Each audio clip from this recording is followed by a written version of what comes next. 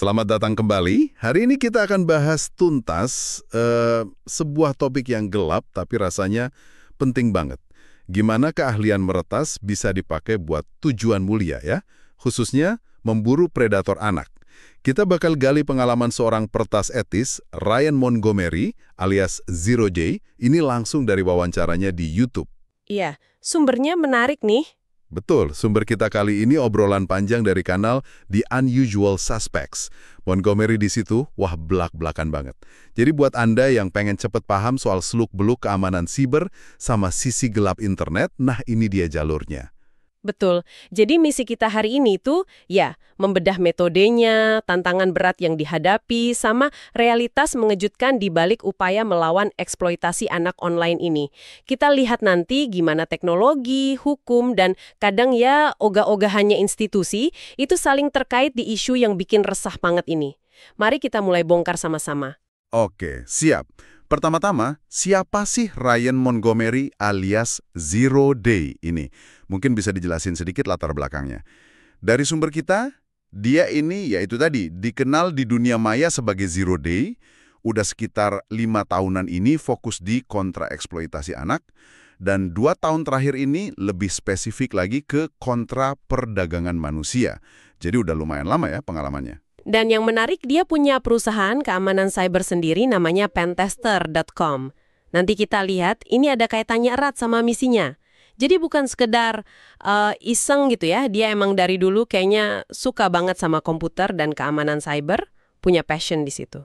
Nah, biasanya kan ada pemicunya ya, apa sih yang bikin orang dengan skill kayak dia tuh mau gitu, terjun ke dunia yang, ya ampun sekelam ini.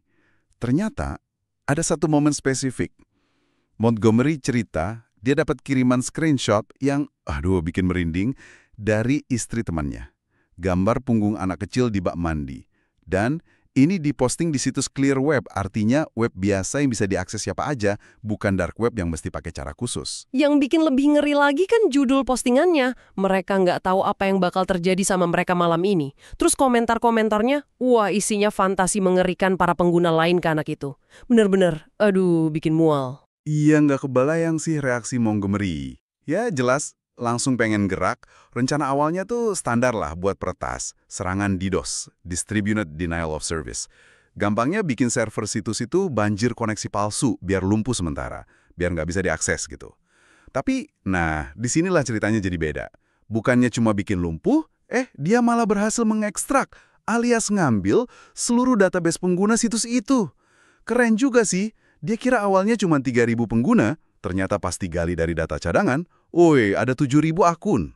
Nah, ini poin penting nih, dan dia sebutin ini di wawancara. Dia itu cukup cerdik ya untuk tidak mengunduh materi medianya, gambar atau video pelecehan anak, yang biasa disebut CSM itu. Kenapa? Karena meskipun niatnya baik, nyimpan materi itu aja udah ilegal. Jadi, ya langkah pinter di situasi sulit kayak gitu. Betul. Harus hati-hati juga ya. Dan siapa dalang di balik situs mengerikan ini? Ternyata namanya Nathaniel Larson.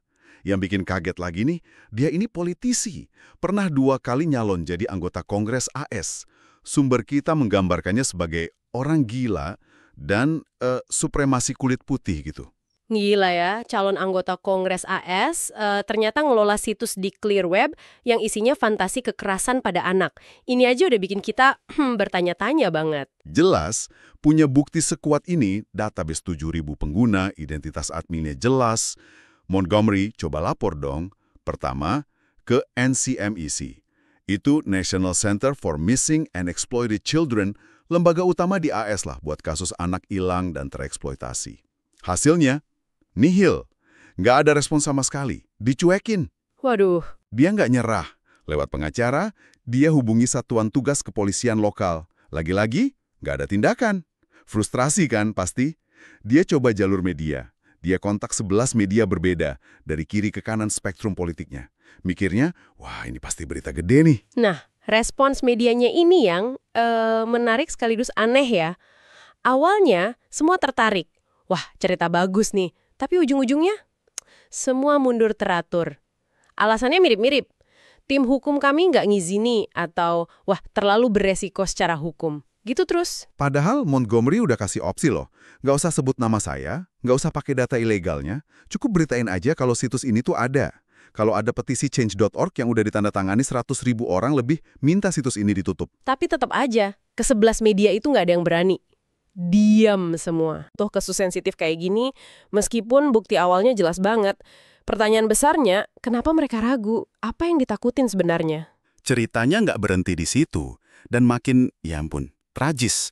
6 bulan setelah laporan Montgomery nggak digubris itu, nama Nathaniel Larson akhirnya masuk berita.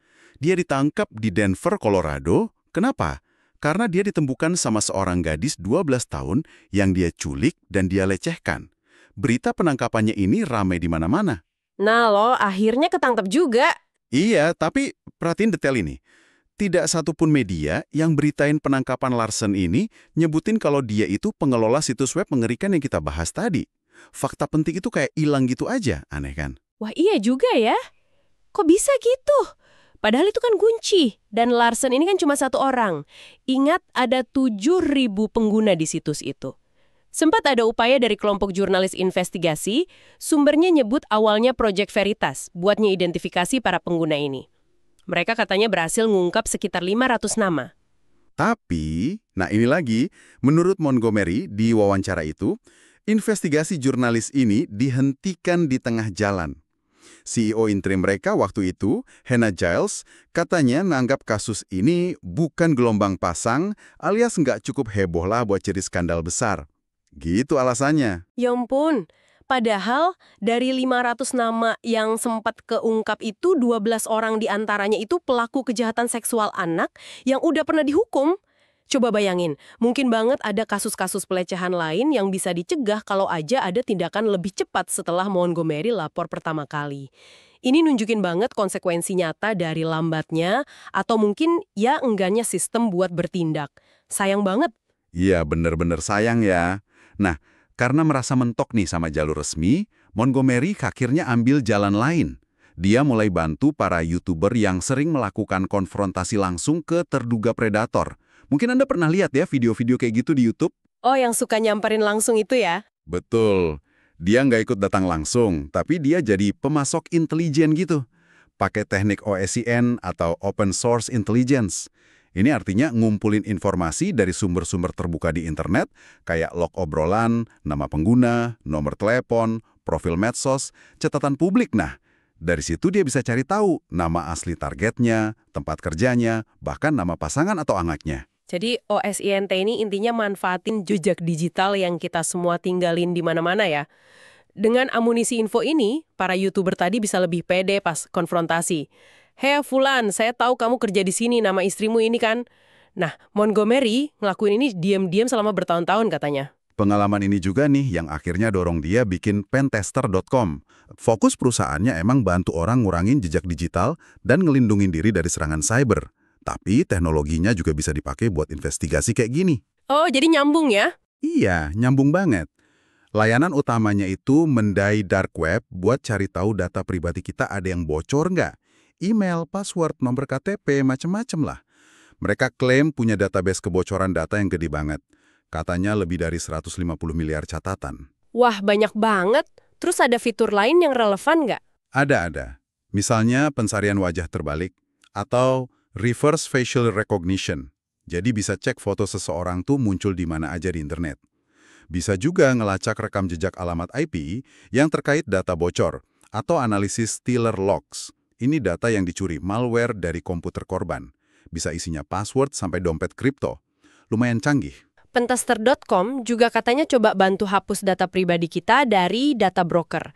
Ini perusahaan yang kerjanya emang jual beli data pribadi kita, termasuk data attack, data lokasi, dan kebiasaan kita yang dikumpulin sama pengiklan itu loh. Oh iya, data e-text ini yang kelihatannya sepele, ternyata bisa juga disalahgunain kalau bocor ya. Misalnya buat ngelacak pola pergerakan seseorang.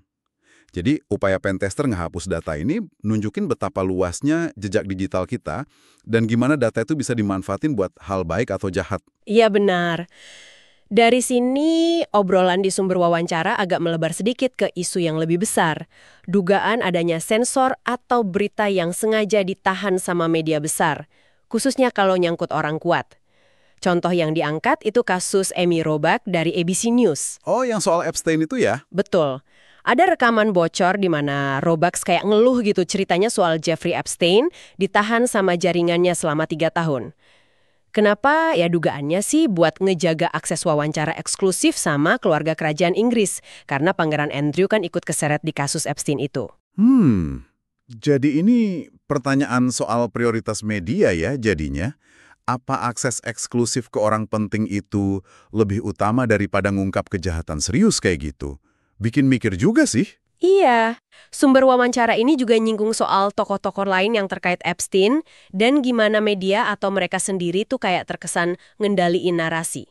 Terus ada juga spekulasi dalam sumber tersebut tentang kemungkinan adanya perlindungan tingkat tinggi, bahkan mungkin keterlibatan intelijen. Ngingat skala industri perdagangan manusia global yang katanya sampai 150 miliar dolar per tahun. Tapi perlu dicatat ya, ini adalah spekulasi dan dugaan yang diangkat di sumber wawancara itu sebagai konteks kenapa kasus kayak yang dihadapi Montgomery ini bisa jadi susah banget ditembus. Yang dikutip sumber ini, jujur bikin kaget. Di Amerika Serikat aja nih, tahun lalu dilaporin ada 460.000 anak hilang. Gede banget angkanya. 460.000? Itu banyak banget. Iya, memang ini nyangkup banyak sebab sih, termasuk yang kabur dari rumah atau diculik anggota keluarga sendiri, tapi juga termasuk penculikan oleh orang asing. Jumlah segitu kan lebih besar dari populasi banyak kota di AS loh. Dan ini bukan cuma masalah AS saja ternyata. Sumbernya nyebut angka tahunan dari negara lain. India sekitar 96.000, Jerman 100.000, Inggris 112.000, Kanada 45.000. Gila, skalanya benar-benar global dan masif ya ternyata. Statistik pelecehan seksual anak juga disebut. Meskipun sumber detailnya nggak dirinci di kutipan ya. Angkanya tuh sekitar 1 dari 4 anak perempuan dan 1 dari 20 anak laki-laki pernah ngalamin. Ini angkanya bikin miris banget sih. Dengan angka sebesar ini, pertanyaannya jadi, kenapa ya isu ini seringkali nggak jadi prioritas utama di media atau dianggap kayak perang yang harus dihadapi bareng-bareng gitu. Sumbernya ngutip politisi J.D. Vance yang bandingin minimnya perhatian pada krisis ini sama respons terhadap krisis fentanyl yang dapat sorotan jauh lebih besar. Padahal ini juga krisis kemanusiaan yang parah banget. Tentu aja, nyoba bongkar jaringan ini, apalagi yang ngelibatin orang kuat, itu penuh dilema hukum dan etika. Meretas sistem pemerintah buat cari bukti, ya jelas ilegal. Risikonya bisa kayak Snowden atau Assange. Bisa juga dianggap ganggu investigasi resmi karena ngelanggar aturan barang bukti. Ya, atau nyimpen materi itu aja udah bisa bikin si pengungkapnya kena pidana. Sumbernya gambarin ini sebagai catch-22 3 arah. Situasi serba salah banget, nggak ada langkah yang benar-benar aman secara hukum. Benar, paradoksnya, kadang orang yang bongkar kejahatan malah bisa dihukum lebih berat daripada pelakunya sendiri. Apalagi kalau pelakunya punya koneksi kuat. Ini yang disorot juga dalam diskusi di sumber wawancara itu. Terus muncul perdebatan etisnya kan, pelaku yang ketangkep ini diapain? Montgomery sendiri dalam wawancara itu bilang dia nggak percaya pelaku pelecehan anak bisa sembuh. Jadi dia cenderung setuju hukuman mati. Ada juga opsi penjara seumur hidup atau dimasukin ke institusi permanen. Tapi di sisi lain ya ada kekhawatiran soal resiko salah hukum kalau negara terlalu gampang jatuhin hukuman mati. Kompleksitasnya ditambah lagi sama fakta bahwa ada siklus korban jadi pelaku juga kan. Intinya sih ada kebutuhan mendesak buat ngelindungin masyarakat dari para pelaku ini. Gimana caranya? Itu yang jadi perdebatan. Kompleks banget emang. Nah, untuk nunjukin betapa mudahnya predator beraksi, bahkan di clear web yang biasa kita akses sehari-hari, sumbernya nyeritain contoh konten yang ditemuin Montgomery. Ini bukan di dark web lo ya. Ada deskripsi gambar anak-anak dengan pose provokatif, lengkap dengan komentar cabul dari pengguna lain. Nama pengguna mereka terpampang jelas di situ. Ini nunjukin betapa terbukanya eksploitasi ini bisa terjadi. Astaga, di clear web ya. Jadi gampang banget ditemuinnya. Iya. Ada juga rekap demo langsung yang dilakuin Montgomery di wawancara aslinya. Dia coba masuk ke situs Teen Chat Acak, situs obrolan remaja gitu, pakai nama pengguna Jenny 13. Hampir seketika, langsung dapat pesan pribadi dari pria-pria dewasa, usia 19 sama 27 tahun disebut spesifik di situ. Waduh, cepet banget ya reaksinya. Ini bukti nyata betapa gampangnya predator cari dan deketin calon korban online. Terus gimana cara ngidentifikasi mereka dari obrolan ini? Ya, itu tadi, balik lagi ke OSINE. Lacak nama pengguna itu di seluruh internet. Pernah dipakai di mana lagi? Forum, game, medsos, terus cocokkan info yang didapat, misal email kalau ketahuan, sama database data bocor kayak punya pentester.com itu.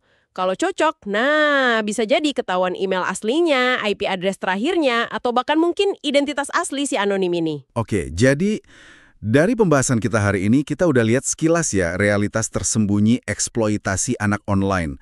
Ternyata nggak cuma di dark web yang serem itu, tapi juga bisa terang-terangan di clear web. Kita lihat juga betapa susahnya nyeret pelaku ke pengadilan, terutama yang punya kuasa. Dan skala masalahnya, ya ampun, benar-benar bikin miris. Betul. Kita juga jadi lebih paham ya metode yang dipakai peretas etis kayak Ryan Montgomery ini, pakai OSIN, analisis data besar buat ngungkap pelaku. Tapi perjuangannya juga nunjukin ada indikasi kegagalan sistemik dan kemungkinan informasi penting itu sengaja ditahan sama institusi yang harusnya ngelindungin kita semua. Ini semua relevan banget buat Anda yang dengerin, ngingetin kita betapa pentingnya jaga keamanan digital pribadi dan keluarga. Orang tua juga perlu lebih awas sama aktivitas online anak-anaknya. Dan kita semua perlu lebih kritis sama informasi yang kita dapat atau yang sengaja tidak kita dapat dari media arus utama. Iya, teknologi buat ngelacak dan ngungkap itu sebenarnya ada. Kayak yang ditunjukin Montgomery sama pentester.com. Tapi di sisi lain, ada juga kesan kalau sistem hukum dan teknologi malah bisa ngelindungin sebagian pelaku, terutama yang kakap. Nah, ini ngebawa kita ke pemikiran akhir nih buat Anda renungkan di rumah. Ngelihat kemampuan teknologi yang ada sekarang dan perlindungan yang kayaknya dinikmati beberapa pelaku kelas kakap, seberapa besar sih tanggung jawab kita sebagai individu dan terutama platform teknologi besar buat proaktif ngidentifikasi dan ngentiin eksploitasi ini sebelum perlu aksi heroik peretas etis atau tindakan reaktif dari penegak hukum. Dan perubahan sistemik mendasar apa yang sebenarnya perlu dilakuin buat mendobrak tembok-tembok penghalang keadilan buat para korban ini? Itu mungkin yang perlu kita pikirin bareng-bareng.